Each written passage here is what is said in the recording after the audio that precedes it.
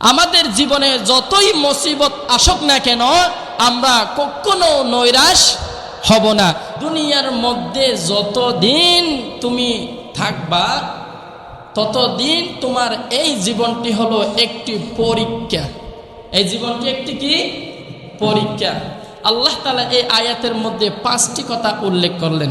কয়টি কথা? 5টি কথা। এই 5টি কথা যদি ইনশাআল্লাহ আজকের আলোচনা থেকে যদি আমরা নিয়ে যেতে পারি, আপনি মরণ পর্যন্ত কোনোদিন হতাশ হবেন না ইনশাআল্লাহ।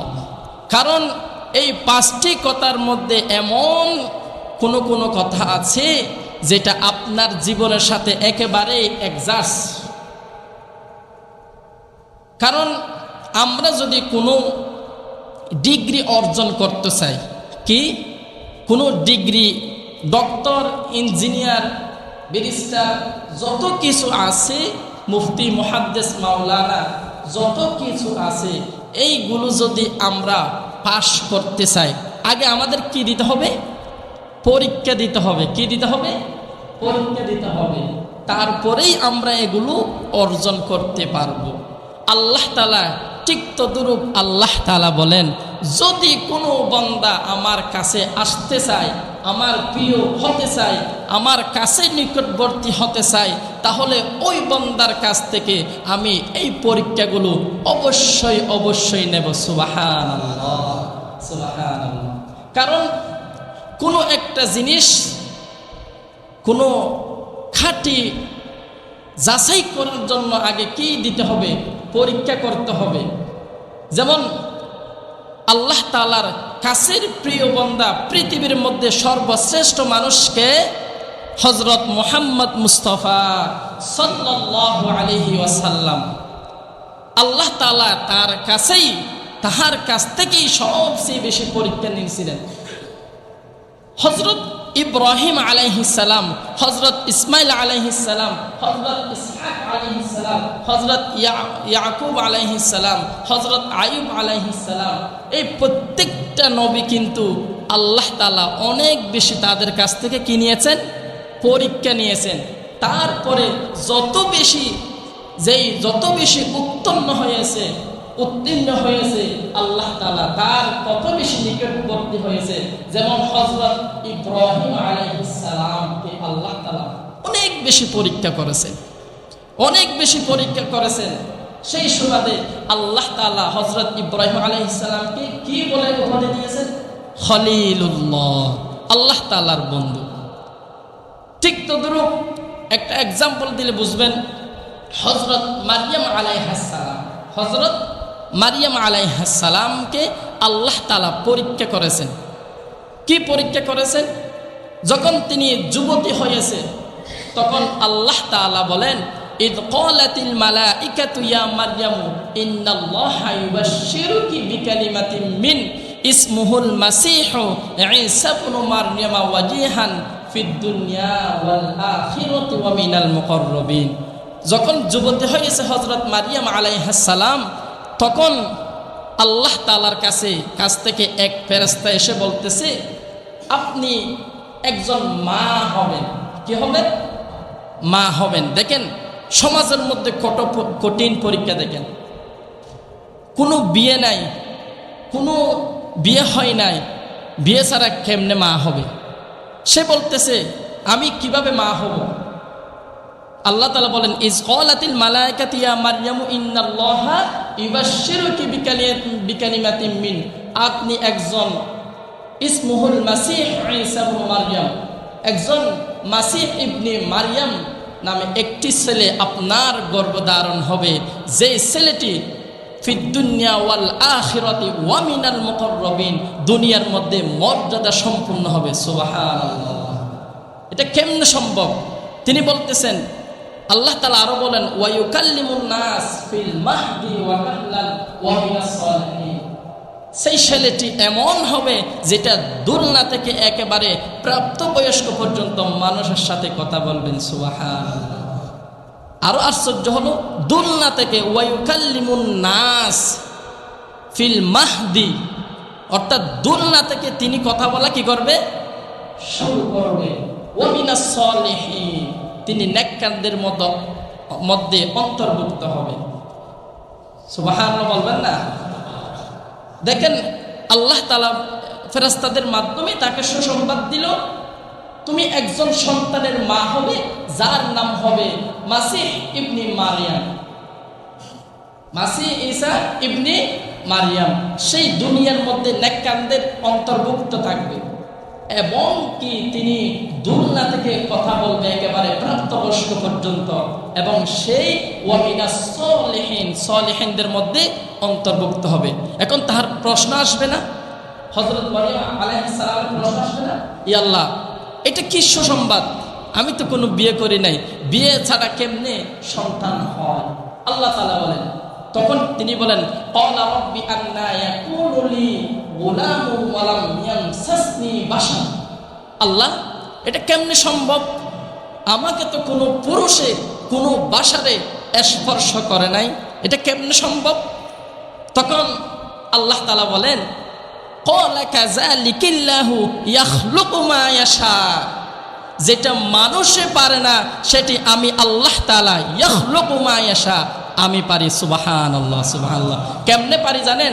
ইজা কদা আমরান ফাইন্নামা ইয়াকুলু লাহু কুন ফায়াকুন, আমি যেটা ইচ্ছা করি সেটা কুন ফায়াকুন বলার সাথে সাথে হয়ে যায়। সুবহানাল্লাহ, সুবহানাল্লাহ।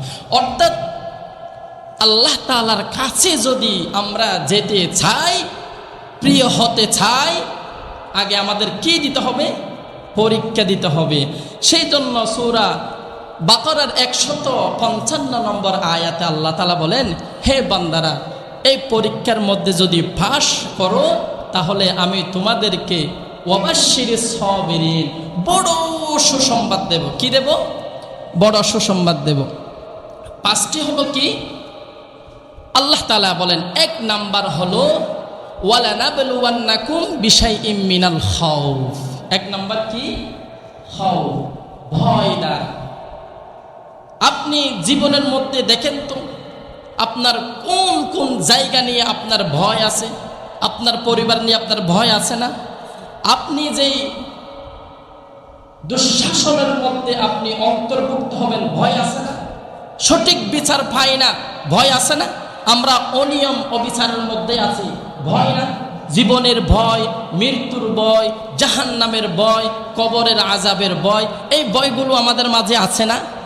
এটা হলো প্রকৃত মুমিন মুত্তাকিনের এক নম্বর পরিচয়। আল্লাহ তাআলার কাছে যদি যেতে চান তাহলে এই ভয়গুলো আপনার ভিতরে কাজ করবে। এক নম্বর হলো কি? ভয়। ভয়ের অন্তরে ভয় থাকতে হবে। আপনার পরিবার নিয়ে আপনার ভয় আছে না? আমার পরিবারের অসুস্থ থাকতে পারে, আমার পরিবারের মধ্যে আমার পরিবার কোন সময় যে অঘটনের মধ্যে মানুষের হাইনাদাররা আমাদের পরিবারের উপর আঘাত করতে পারে, আমরা কিভাবে কবরে থাকবো, কিভাবে ওই কিয়ামতের ময়দানে আমরা কিভাবে অবস্থান করব, কিভাবে জাহান্নামে থাকবো, এরকম ভয় আছে না? ভয় আছে বিদায়ী তো আমরা আল্লাহ তাআলার কাজ করতেছি, ঠিক কিনা? দ্বিতীয় নম্বর হলো ওয়াল জু। দ্বিতীয় নম্বর কি? ওয়াল জু, ক্ষুধার ধারায়, খাবারের সংকট। খাবারের সংকটের হবে। যেই রকম করোনার সময় আমাদের খাবারের সমস্যা হয়েছিল না? হয়েছিল। এই যে যেমন একটা এক্সাম্পল দিলে আপনারা সহজে বুঝবেন। যেই রকম হযরত মুহাম্মদ মুস্তাফা সাল্লাল্লাহু আলাইহি ওয়াসাল্লামকে আল্লাহ তাআলা বড় বড় 3টি পরীক্ষার মধ্যে অংশগ্রহণ করেছেন। কয়টি বড় পরীক্ষা? 3। কে? রাসূল পাক সাল্লাল্লাহু আলাইহি ওয়াসাল্লাম। 3টি কি বড় বড় পরীক্ষা? অর্থাৎ এই মানুষের যে খাবারের সংকট হবে সেটার উদাহরণ দিতে গিয়ে বলেন আল্লামা তাফসীর ইবনে কাসির রাহমাতুল্লাহি আলাইহি তিনি এই বর্ণনা টেনে নিয়েছেন। রাসূল পাক সাল্লাল্লাহু আলাইহি ওয়াসাল্লাম যখন নবুয়তের পরে কালিমার দাওয়াত দিতেছেন, কিসের দাওয়াত? কালিমার দাওয়াত দিতেছেন, তখন তাহার সাথে 3টি বড় বড় ঘটনা ঘটছে। 3টি পরীক্ষা আল্লাহ তাআলা নিয়েছেন। এক নাম্বার পরীক্ষা হলো রাসূলুল্লাহ সাল্লাল্লাহু আলাইহি ওয়াসাল্লাম এবং তাহার সাথে যে সাহাবায়ে কেরাম ছিল তাদেরকে সমাজ থেকে বয়কট করল। নাউযুবিল্লাহ। কিভাবে? রাসূল পাক সাল্লাল্লাহু আলাইহি ওয়াসাল্লাম যখন কালিমার দাওয়াত দিতেছেন, আল্লাহ তাআলার একত্ববাদী স্বীকার করতেছেন, মানুষকে ৩৬০টি মূর্তি থেকে মূর্তির দিকে না নিয়ে এক আল্লাহ তাআলার সিজদার দিকে নিয়ে আসতেছে, তখন কুরাইশরা তাদের মাথায় আগুন ধরে গেল। তারা বলতেছে মুহাম্মদ তো আগে অনেক ভালোই ছিল, মুহাম্মদ সাল্লাল্লাহু আলাইহি সাল্লাম কি আগে ভালোই ছিল, এখন আমাদের বাপদাদার ধর্মদের উপর আঘাত নিয়ে আসতেছে, আমরা এটা কখনো মেনে নিতে পারবো না। এখন কুরাইশরা সবাই মিলে একত্রবদ্ধ হয়ে মুহাম্মদ সাল্লাল্লাহু আলাইহি ওয়াসাল্লাম এবং তাহার যে সাথীরা ছিল তাদেরকে বয়কট করলো, এমনকি একটি সূচিপত্র করলো। কিরকম?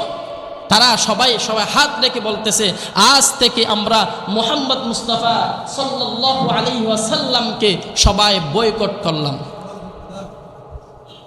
কিসের কারণে?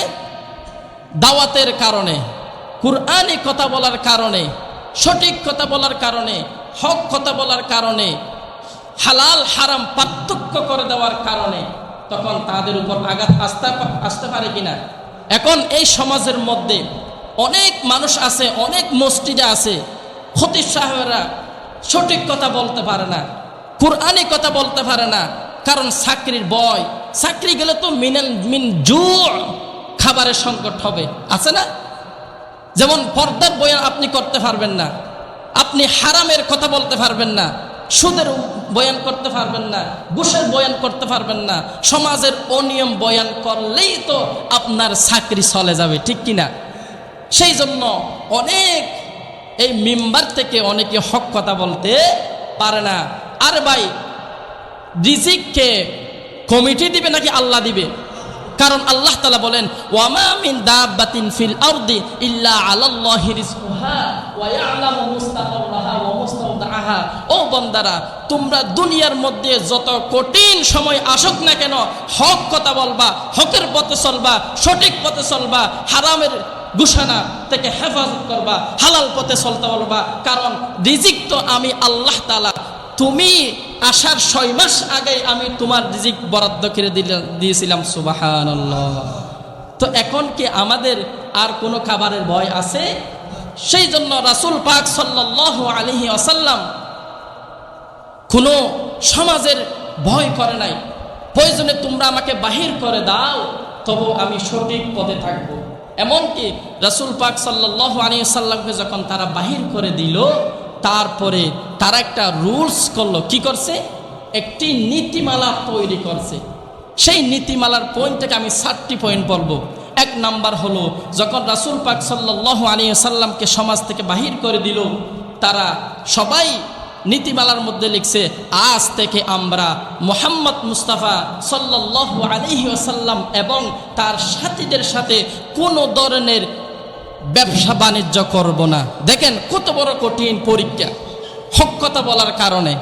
2 নম্বর হলো, রাসূল পাক সাল্লাল্লাহু আলাইহি ওয়াসাল্লামের সাথে আমরা এবং সাথীদের সাথে কোনো আমরা বিয়ে শাদীর তাদের সাথে আন্ডারস্ট্যান্ড করব না, অর্থাৎ বিয়ে শাদী বয়কট তাদের সাথে। 3 নম্বর হলো, রাসূল পাক সাল্লাল্লাহু আলাইহি ওয়াসাল্লামের কোনো ধরনের ব্যবসা বাণিজ্য করতে পারবে না।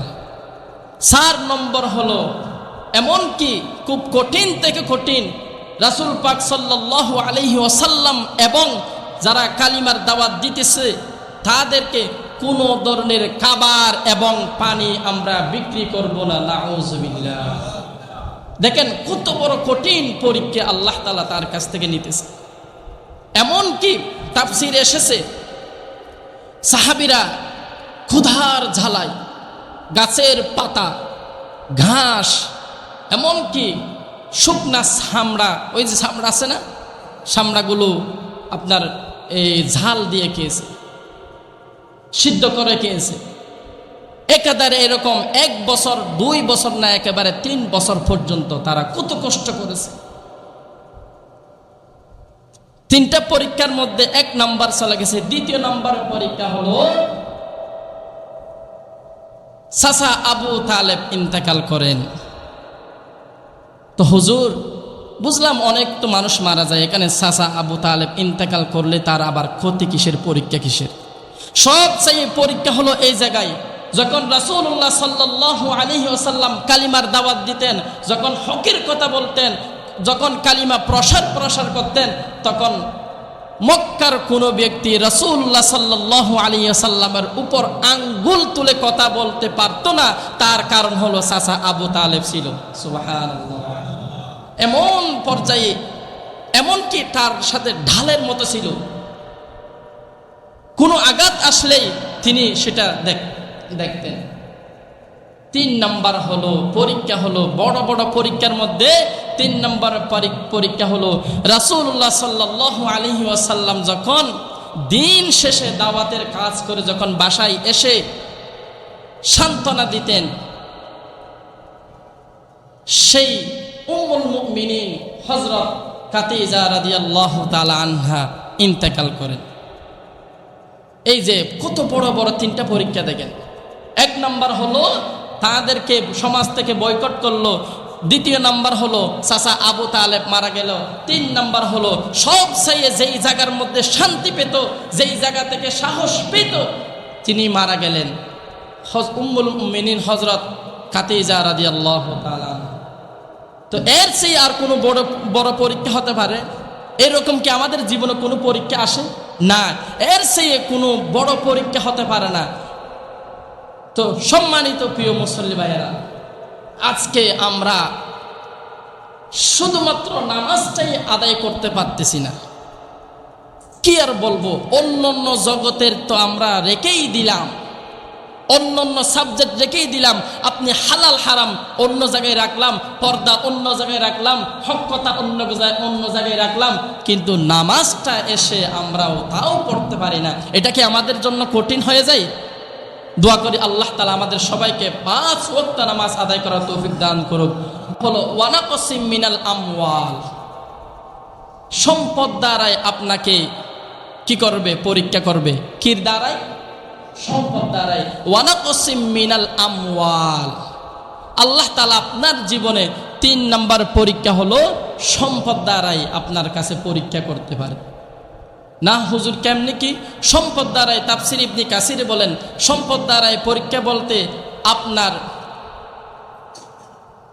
যেমন ধরেন আপনার দোকানের মধ্যে আপনি লক্ষ টাকার মাল উঠাইলেন, আপনি ব্যবসা করেন, আপনি ক্ষেত কামার করেন, ব্যবসার মধ্যে যখন আপনি লক্ষ টাকার মাল উঠানোর পরে রাত্রে সব গুছিয়ে আপনি বাসায় গেলেন, সকালবেলায় এসে দেখতেছেন সবগুলো জলে ছাই হয়ে গেল, কোনো একটা দুর্ঘটনার কারণে আগুন ধরে গেল। এরকম আছে না? এরকম অনেকে আছে না? এমনকি তারা বাহিরের রাষ্ট্র থেকে কোটি কোটি টাকার ব্যবসা বাণিজ্য করে হঠাৎ করে সাগরের মধ্যে কোনো একটা সমস্যার কারণে জাহাজটি একেবারে পণ্যসহ কোটি টাকার মাল একেবারে নিচে পড়ে গেল। এরকম আছে না? এমনকি আপনার একটি গাভী লালন পালন করতেছেন, সেই গাভীর দুধ আপনি বিক্রি করেন, সংসার মোটামুটি চালায়, এটা হঠাৎ করে মারা গেল। এরকম আছে না? ওয়ানাকসিম মিনাল আমওয়াল, আল্লাহ তাআলা আপনার সম্পদ দ্বারা আপনাকে পরীক্ষা করবে। কিরকম? যেই রকম আল্লাহ তাআলা বলেন ইন্নামা আমওয়ালুকুম ওয়া আওলাদুকুম ফিতনা। পৃথিবীর মধ্যে মানুষ সবচেয়ে বেশি মোহাব্বত করে কাকে? 2টি জিনিসকে মোহাব্বত করে। কয়টি জিনিস? 2টি জিনিস। একটি হলো সন্তান সন্ততি, আর 2য় নাম্বার হলো সম্পদ। আছে না এরকম? মানুষের সবচেয়ে প্রিয় জিনিস হলো 2টি। সেটা আমার কথা না, আল্লাহ তাআলা বলেন ইন্নামা আমওয়ালুকুম ওয়া আওলাদুকুম ফিতনা। এই 2টি জিনিস বেশি মোহাব্বত করে, আবার এই 2টি জিনিস বেশি ফিতনার জায়গা। কারণ এই 2টি জিনিস যদি আপনি ভালো জায়গার মধ্যে ভালোভাবে যদি ব্যবহার করতে না পারেন, তাহলে আগামীকাল দুনিয়া এবং আখিরাতের মধ্যে আপনার জন্য কালসাপ হয়ে দাঁড়াবে। নাউজুবিল্লাহ। যদি আপনি ছেলে সন্তানদেরকে যদি সঠিকভাবে কোরআন শিক্ষা না দেন, সহি রাসূল পাক সাল্লাল্লাহু আলাইহি ওয়াসাল্লামের যেই শিক্ষাগুলো আছে সেই শিক্ষাগুলো যদি আপনি না দেন, তাহলে কাল কিয়ামতের ময়দানে আল্লাহ তাআলাকে বলবেন, আল্লাহ আমাকে জাহান্নামার দেওয়ার দরকার নাই, আগে আমার মাতা পিতাকে দেন। কারণ পৃথিবীর মধ্যে আমি ছোট ছিলাম, আমি বুঝতাম না, আমাকে কোরআন শিখায় নাই, আমাকে নামাজ শিখায় নাই, আমাকে ভালো জিনিস শিখায় নাই, আমি কিভাবে মানুষ মসজিদে যাব আমাদেরকে শিখায় নাই। আমাকে শিখিয়েছে সকালবেলা ওই স্কুলের ডান্সের জায়গায় নিয়ে যেতে, সকালবেলা টিউশনিতে নিয়ে গেছে, সকালবেলা আমাকে ওই স্কুলে নিয়ে গেছে, এইগুলা আমাকে শিখিয়েছেন।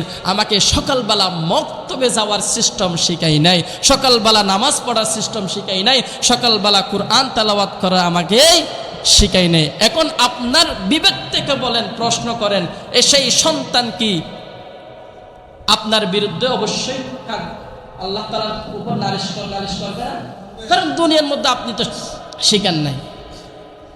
এমনকি কিছুদিন আগে একটা জিনিস দেখলাম, আপনি বড় ইঞ্জিনিয়ার, আপনি বড় ডক্টর, কিন্তু আপনি জানাজার নামাজটা পর্যন্ত আপনি শিখতে পারেন নাই, আপনার সন্তানদেরকে শিখান নাই কিভাবে জানাজার নামাজ আদায় করবে, কিভাবে জানাজার দোয়া পড়বে, কিভাবে মা বাবার জন্য দোয়া করবে।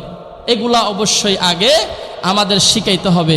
সেই জন্য আল্লাহ তাআলা বলেন, ইন্নামা আমওয়ালুকুম ওয়া আওলাদুকুম ফিতনা।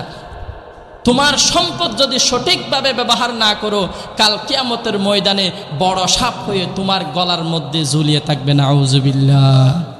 এই সন্তান যেরকম আপনার বিরুদ্ধে নালিশ করবে, সম্পদও আপনার বিরুদ্ধে কাল সাপ হয়ে আপনার গলার মধ্যে ঝুলিয়ে থাকবে।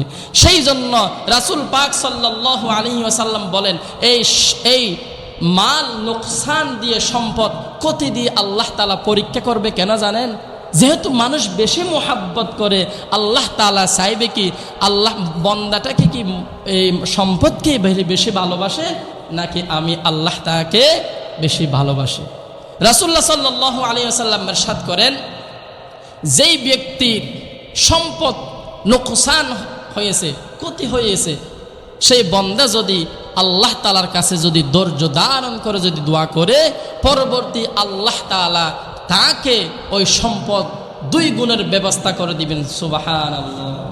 যেই রকম একটি কিতাবের মধ্যে হযরত আইয়ুব আলাইহিস সালামের একটি ঘটনা উল্লেখ করেন। যেই রকম হযরত আইয়ুব আলাইহিস সালাম আল্লাহ তাআলার এক সময় পরীক্ষা করার ইচ্ছা হয়েছিল। যেই রকম আল্লাহ তাআলা বলেন, ও আইয়ুব, তোমার তো আল্লাহ তাআলা হযরত আইয়ুব আলাইহিস সালামকে যেমন বডি, তেমন সুন্দর, তেমন ক্ষমতাবান মানুষ ছিল। হযরত আইয়ুব আলাইহিস সালামের কৃষি মাঠ ভরা কৃষিকাজ ছিল। হযরত আইয়ুব আলাইহিস সালামের গোয়াল ভরা গরু গাভী ছিল। হযরত আইয়ুব আলাইহিস সালামের সন্তান সন্ততি ছিল। হযরত আইয়ুব আলাইহিস সালামের স্ত্রী ছিল। তখন আল্লাহ তাআলা ইচ্ছা করেন, এখন যে আমার আইয়ুবকে আমি সব কিছু দিয়েছি, এখন যে আমার ইবাদত করতেছে, আমি একটু পরীক্ষা করে দেখি, এগুলো আমি সব ধ্বংস করে দেখি, তখন আমার ইবাদত করে কিনা। তখন হযরত আইয়ুব আলাইহিস সালামকে আল্লাহ তাআলা তার একদিন খামারের যেই পশুগুলো আছে সব পশুগুলো ধ্বংস করিয়ে দিলেন। নাউজুবিল্লাহ। এরপরে তখন হযরত আইয়ুব আলাইহিস সালাম কোনো কঠিন আর সহ্য করে নাই। তখন আল্লাহ তাআলার তাওয়াক্কুল রেখে নামাজের মাধ্যমে, আল্লাহ তাআলার তাসবিহের মাধ্যমে আল্লাহ তাআলার শুকরিয়া আদায় করতেছেন।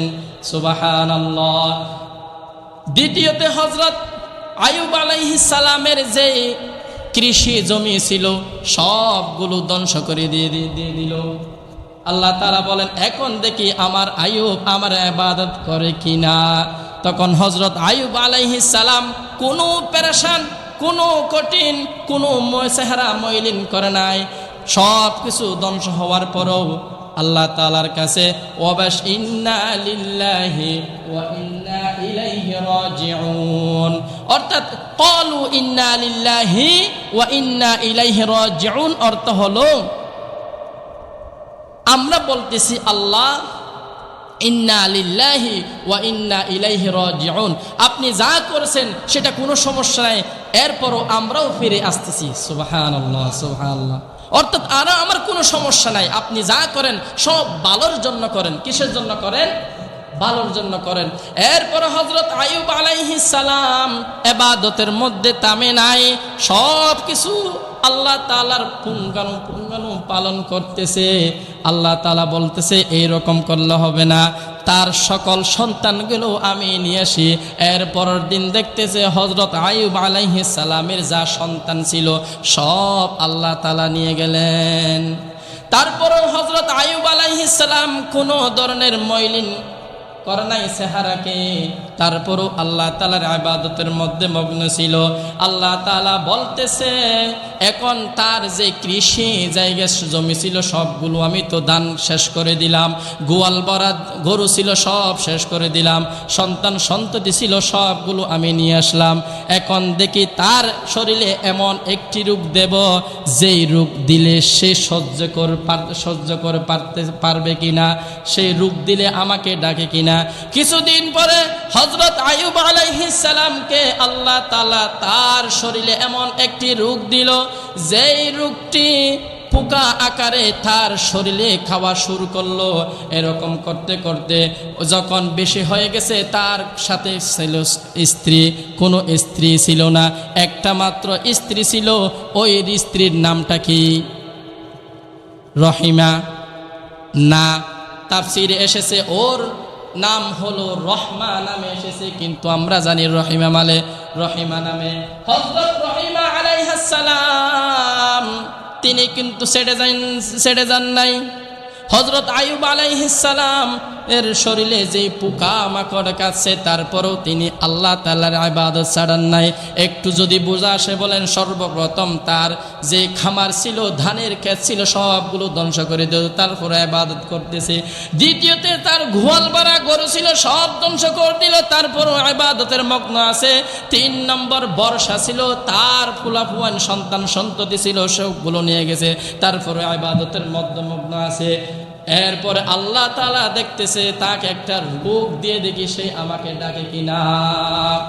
এরপরে হযরত আইয়ুব আলাইহিস সালামকে এমন একটি রোগ দিল, যে রোগ তার শরীর থেকে পোকা দিল, রোগের অর্থাৎ রোগের তার শরীরের মধ্যে এমন একটি রোগ সৃষ্টি দিল, যেই রোগটি হলো তার ওই যে পোকা আছে না, পোকা মাংস খাচ্ছে, তার শরীর থেকে কি খাচ্ছে? মাংস, গোশত খেয়ে ফেলতেছে।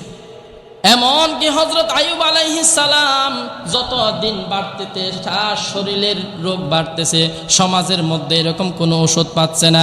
এমনকি সমাজের মানুষ কানা গুসা করতে করতে তাকে সমাজ থেকে বাহির করে দিল। সমাজ থেকে বাহির করে দিয়ে পাহাড়ের কাছে একটি ঝুপড়ি ঘরের মধ্যে তাকে রাখলো। তার সাথে ছিল একজন স্ত্রী, তার নাম কি? রহমা নাম, হযরত রহমা আলাইহাস সালাম রহিমা। তিনি বাহির থেকে খাবার জোগাড় করে নিয়ে আসে, তাকে অল্প অল্পটুকু খাওয়াইতেন। এরপরে 1 বছর না 2 বছর না, কিতাবে এসেছে 18 বছর পর্যন্ত তিনি সেই রোগের মধ্যে ভোগান্তি ছিল। এমনকি তার জিহ্বা এবং তার হৃৎপিণ্ড ছাড়া বাকি সব জায়গার মধ্যে ওই পোকাগুলো ছিল। একদিন হযরত রহমা আলাইহাস সালাম তিনি বলেন, ও আমার প্রাণের স্বামী, আপনি আল্লাহ তাআলার কাছে একবার দোয়া করে দেখেন, আল্লাহ তাআলা ক্ষমা করে কিনা, আল্লাহ তাআলা রহম করে কিনা, আল্লাহ তাআলা আপনার সেবা দান করে কিনা। তখন হযরত আইয়ুব আলাইহিস সালাম জবাব দে, ও আমার প্রাণের স্ত্রী, আমি যে 70 বছর সুস্থ ছিলাম, আমি কি কোনো সময় আল্লাহ তাআলার কোনো আমার পরীক্ষা করেছিল কিনা? এখন হতে পারে আল্লাহ তাআলা আমার পরীক্ষা করতেছে, আমি তো আজও কেন আল্লাহকে বলবো, কারণ আজও তো 70 বছর হয় নাই। সুবহানাল্লাহ। দেখেন 18 বছর রোগে আক্রান্ত ভুগতেছে, তারপরেও আল্লাহ তাআলাকে নালিশ করতেছে না। আমরা কি 18 বছর তো দূরের কথা, 18 দিন সহ্য করতে পারবো? বলবো কি আমরা, আহারে দুনিয়ার মধ্যে আল্লাহ আর মানুষ দেখে নাই, মনে হয় শুধু আমাকেই দেখে, এরকম আছে না? এখান থেকে শিক্ষা নিতে হবে। হযরত আইয়ুব আলাইহিস সালাম তিনি বলেন 70 বছর তো হয় নাই, শুধু মাত্র হয়েছে 18 বছর। 18 বছর। এরপরও হজরত রহমা আলাইহিস সালাম তিনি বলেন, তারপরও আল্লাহকে একটু বলে দেখেন না, আল্লাহ যদি রহম করে। তারপরে তিনি সেই কথা বলে বাহিরে চলে গেলেন, তার ব্যক্তিগত কাজে চলে গেলেন। এরপরে হজরত আইয়ুব আলাইহিস সালাম আল্লাহর কাছে দোয়া করলেন, রব্বি আন্নি মাসানিয়াদ দুররু ওয়া আনতা আরহামুর রাহিমিন। সবাই বলেন না, রব্বি আন্নি মাসানিয়াদ দুররু ওয়া আনতা আরহামুর রাহিমিন। বেশি বেশি এই দোয়াটি পড়বেন, কারণ এটা হযরত আইয়ুব আলাইহিস সালামের দোয়া। হযরত আইয়ুব আলাইহিস সালাম আল্লাহ তাআলাকে বলেন, ও আল্লাহ, আমার এই রোগ তো আমাকে কষ্ট দিচ্ছে, আপনি তো রহমান এবং রহিম। আর হযরত আইয়ুব আলাইহিস সালাম বলেন না যে আল্লাহ আপনি যে আমাকে রোগ দিবেন, এই রোগ আমি আর সহ্য করতে পারতেছি না, বলছে কি এই রোগে আমাকে কষ্ট দিচ্ছে। দেখেন কত সুন্দর একটা সিস্টেম, এই রোগে আমাকে কি দিচ্ছে, কষ্ট দিচ্ছে। আপনি তো রহমান, আপনি রহিম, আপনি চাইলে আমাকে শেফা দান করতে পারেন। সুবহানাল্লাহ। তখন হযরত আইয়ুব আলাইহিস সালামকে আল্লাহ তাআলা বলেন, হ্যাঁ ঠিক আছে, তুমি বলো, উরকুদ বিরিজলিকা হাদা মুখতাসালুম বারিদুন ওয়া শারাব। ও আইয়ুব, তুমি তোমার পায়ের দ্বারা মাটির মধ্যে হালকা আঘাত করো, এরপরে ওখান থেকে যে পানি বাহির হবে ওইগুলো সেবন করো এবং তোমার সারা শরীরের মধ্যে গোসল করে দাও। সুবহানাল্লাহ। এরপরে যখন হযরত আইয়ুব আলাইহিস সালাম মাটির মধ্যে আঘাত করলো, আঘাত করার পরে হালকা পানি বের হলো, এই পানির দ্বারা তিনি পান করলেন এবং তাই সেই পানি দিয়ে সারা শরীরের মধ্যে মালিশ করলেন। আল্লাহ তাআলা সাথে সাথে ওই 18 বছরের যুবকের মতন করে দিলেন। সুবহানাল্লাহ। দেখেন, ওই যে আমি সর্বপ্রথম একটা হাদিস রাসূল পাক সাল্লাল্লাহু আলাইহি সাল্লাম একটা হাদিস বলছিলাম, স্মরণ আছে কিনা, যে হাদিসটি রাসূল পাক সাল্লাল্লাহু আলাইহি সাল্লাম ইরশাদ করেন, তোমাদের যত কঠিন আল্লাহ তাআলা পরীক্ষা করুক না কেন, তোমরা ধৈর্য ধারণ করে আল্লাহ তাআলার কাছে চাইবে, তোমাদের আগে যেই ক্ষতি হয়েছে সেটা ডাবল করে দিবেন। সুবহানাল্লাহ।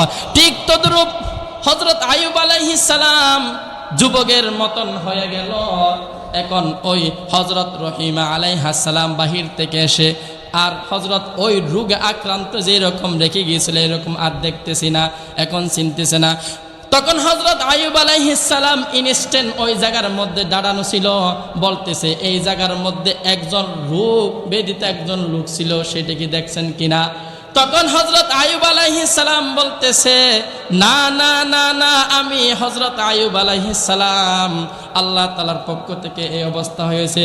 তখন তারা দুজন খুশি হয়ে আল্লাহ তাআলার সিজদায় লুটিয়ে পড়লেন। সুবহানাল্লাহ। তখন এক তাফসীরে এসেছে, হযরত আইয়ুব আলাইহিস সালামের যে বাড়ি ছিল, বাড়ির সামনে দুইটা মাঠ ছিল। আমরা বাড়ির সামনে জায়গাটা কি বলি? উঠান বলি। কি বলি? উঠান। ওই দুই উঠানের মধ্যে বলে আল্লাহ তাআলা মেঘ নিয়ে এসে, মেঘ সিস্টেম নিয়ে এসে স্বর্ণ বর্ষণ করলেন। সুবহানাল্লাহ। আমাদের তো বৃষ্টি বর্ষণ হয়, ওই আইয়ুব আলাইহিস সালামের দরজর পরীক্ষার পরে 2 গুণ বাড়িয়ে দিতেছে, স্বর্ণ বর্ষণ হলো। সুবহানাল্লাহ সুবহানাল্লাহ। এখন দেখেন আল্লাহ তাআলা যে 5টি পরীক্ষা করবে তার মধ্যে 1 নম্বর হলো খৌফ, 2 নম্বর হলো জু ক্ষুধা দিয়ে, 3 নম্বর হলো ওয়ালা কসিম মিনাল আমওয়াল, 3 নম্বর হলো ওয়ালা কসিম মিনাল আমওয়াল, 4 নম্বর হলো আনফুসি ওয়া থামারাত, 4 নম্বর হলো নিজের শরীরের দ্বারায়, 5ম নম্বর হলো ফল ফলাদি ক্ষেত খামার, 4 নম্বর হলো আপনার ওয়াস আনফুসি বলতে জীবন দ্বারায়। যেমন আপনার জীবনে প্রিয় মানুষ আছে না, মা বাবা সন্তান সন্ততি আছে না, হঠাৎ করে একদিন আপনার সন্তানটা আল্লাহ তাআলা নিয়ে গেছে, এটা একটা পরীক্ষা। হঠাৎ করে আপনার বাবা মারা গেছে, এই সময় যদি আপনি কষ্ট করে ধৈর্য ধারণ করে যদি আপনি আল্লাহর উপর আস্থা রেখে যদি আল্লাহকে বলতে পারেন, আল্লাহ যা হয়েছে সেটা ওয়াল কদরি খাইরিহি ওয়া শাররিহি মিনাল্লাহি তাআলা ওয়াল বা'সি বা'দাল মাউত, সব আপনার পক্ষ থেকে রহমত স্বরূপ হয় আমাদের জন্য। এই বলে যদি আপনি ধৈর্য ধারণ করতে পারেন তাহলে আল্লাহ তাআলা আপনার জন্য সুসংবাদ রেখেছে, ওয়াবাশশিরিস সাবিরিন। কি রেখেছে? বড় সুসংবাদ রেখেছে আল্লাহ তাআলা। এই সবরের ফলাফল কি দিবেন জানেন? আল্লাহ তাআলা বলেন, ইন্নামা ইউওয়াফাস সাবিরুনা আজরাহুম বিগাইরি হিসাব। যারা ধৈর্য ধারণ করবে, কঠিন মুহূর্তে যে ধৈর্য ধারণ করবে, আল্লাহ তাআলা তার জীবনে বিগাইরি হিসাব অসংখ্য নিয়ামত তার জীবনে বাড়িয়ে দিবেন। সুবহানাল্লাহ। কারণ সেটা আল্লাহ তাআলার কথা। সেই শিক্ষাটা আমরা হযরত আইয়ুব আলাইহিস সালামের জীবন থেকে পাওয়া যায়। 4 নম্বর হলো, যদি কোনো সন্ততি যদি আপন মানুষ মারা যায় তাহলে হতাশ হওয়া যাবে না। 5 নম্বর হলো মিনাস সামারত। আপনার ক্ষেত খামার ধ্বংস হয়ে যায় তাহলে কোনো ধরনের নাকুশ হওয়া যাবে না, নারাজ হওয়া যাবে না। যা করে সব কার জন্য করে? আমাদের ভালোর জন্য করে। কারণ আমরা তো এই শিক্ষা থেকে পাওয়া যায়। এই যে একটু মাত্র যে হযরত আইয়ুব আলাইহিস সালামের যেই সন্তান নিয়ে গেল, তার ক্ষেত খামার যেই ধ্বংস হয়ে গেল, তার রোগ শরীরের মধ্যে যে রোগ দিল, এখান থেকে তো আমরা শিক্ষা অর্জন করতে পারি। ধৈর্য ধারণ করতে হবে। সম্মানিত প্রিয় উপস্থিতি, কি করতে হবে? বেশি বেশি ধৈর্য ধারণ করতে হবে। এই ধৈর্যর হলো সবরের ব্যাখ্যা 3 প্রকার। সবরের ব্যাখ্যা কয় প্রকার? 3 প্রকার। 1 নাম্বার হলো ইবাদতের মাধ্যমে ধৈর্য ধারণ করতে হবে। 2 নাম্বার হলো গুনাহ থেকে বেঁচে থেকেই আপনার ধৈর্য ধারণ করতে হবে। 3 নাম্বার হলো বিপদের সময় ধৈর্য ধারণ করতে হবে। কি করতে হবে? ধৈর্য ধারণ করতে হবে। কোন সময়? যত বিপদ আসুক না কেন কি করতে হবে? ধৈর্য ধারণ করতে হবে। ইবাদতের মাধ্যমে ধৈর্য ধারণ করতে হবে। যেই রকম একটি ঘটনা বর্ণনা করলে সহজে বুঝবেন। ভারতের দিল্লি একজন আল্লাহর ওয়ালি ছিলেন। কোথায়? ভারতের মধ্যে যে দিল্লি আছে না, ওই দিল্লি শহরের মধ্যে একজন আল্লাহর ওয়ালি ছিল। সেই ওয়ালির নাম ছিল আল্লামা কুতুবউদ্দিন বখতিয়ার কাকি রহমাতুল্লাহি আলাইহি। তিনি এক আল্লাহ তাআলার ওলি ছিলেন। তিনি মারা যাওয়ার আগে তার খাদেমকে ডেকে বললেন, ও খাদেম, আমি যখন মারা যাব তখন আমাকে সাথে সাথে দাপন করবা। সাথে সাথে কি করবা? দাপন করবা। ওসিয়ত করতেছে। 1 নাম্বার ওসিয়ত হলো, আমি যখন মারা যাব তখন সাথে সাথে কি করবা? দাপন করবা।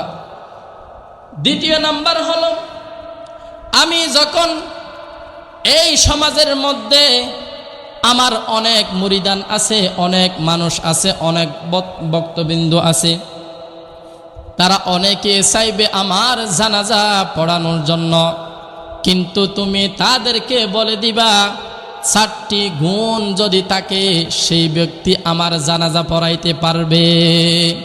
ওসিয়ত করলেন কয়টি? 2টি। একটি হলো, আমি যখন মারা যাব সাথে সাথে তোমরা কবরস্থ করবা। আর 2য় ওসিয়ত হলো, এমন লোক দ্বারাই আমার জানাজা সম্পূর্ণ করবা যেই লোকের 4টি গুণ থাকবে। কয়টি গুণ? 4টি গুণ। আল্লামা কুতুবউদ্দিন বখতিয়ার কাকি রহমাতুল্লাহি আলাইহি তিনি এই কথা বলার কিছুদিন পরে ইন্তেকাল করেন। ইন্তেকাল করার সাথে সাথে ওই খাদেম তার ওসিয়তনামা পূরণ করতেছে। তাকে তারা সরাসরি তাড়াতাড়ি দাপন করার ব্যবস্থা করতেছে। গোসল দিয়ে তাকে কবর মাঠের মধ্যে নিয়ে গেছে। এখন হাজার হাজার মানুষ তার জানাজা পড়ার জন্য এসেছে। তার জানাজা পড়াইবে, অনেকেও তার জানাজা পড়াইতে চাইবে। কিন্তু ওই খাদেম মাইকের মধ্যে এলান করে বলতেছে, আমার মালিক, আমার হযরত আমাকে দুইটি অনুরোধ করে, দুইটি ওসিয়তনামা করে গিয়েছিলেন। এক নম্বর হলো তাড়াতাড়ি দাপন করতে, দ্বিতীয় ওসিয়ত হলো চার গুণওয়ালা দিয়ে যেন জানাজা পড়ায়। এক নম্বর গুণ হলো এই 4 গুণ, আমি যেই 4 গুণ উল্লেখ করব, এরকম মানুষ যদি এই জায়গায় থাকো তাহলে তাড়াতাড়ি সামনে এসে জানাজাটা একটু পড়াও। 4 গুণ হলো, 1 নাম্বার হলো জীবনে সেই 2 চোখ দ্বারাই জীবনও কোনো গুনাহ করে নাই। আল্লাহু আকবার। এমন লোক দ্বারাই আমার জানাজা সম্পূর্ণ করবা যেই লোক 2 চোখ দিয়ে সেই জীবনে গুনাহ করে নাই। সুবহানাল্লাহ, সুবহানাল্লাহ। দ্বিতীয় নাম্বার গুণ হলো সেই জীবনে তাহাজ্জুদের নামাজ কাজা করে নাই। 3 নাম্বার গুণ হলো সেই জীবনে তাকবীর উলা ফত কাজা করে নাই। এই জিনিসটা কি? আবার তাকবীর উলা জিনিসটা কি? তাকবীর উলা বলতে ইমাম সাহেব যেই আল্লাহু আকবার বলে তাকবীর উলা নিয়ত বাঁধে না, এই জীবনে যেই জানাজা পড়াবে তার জীবনে অর্থাৎ নামাজ কাজা হয় নাই, তাকবীর উলা ফত হয় নাই। সুবহানাল্লাহ। 3 নম্বর গুণ কি? সেই জীবনে ফরজ নামাজের তাকবীর উলা ছুটে যায় নাই। 4 নম্বর হলো সেই তার জীবনে আসরের ফরজের নামাজের আগে 4 রাকাত সুন্নতে জায়েদার সুন্নত আছে।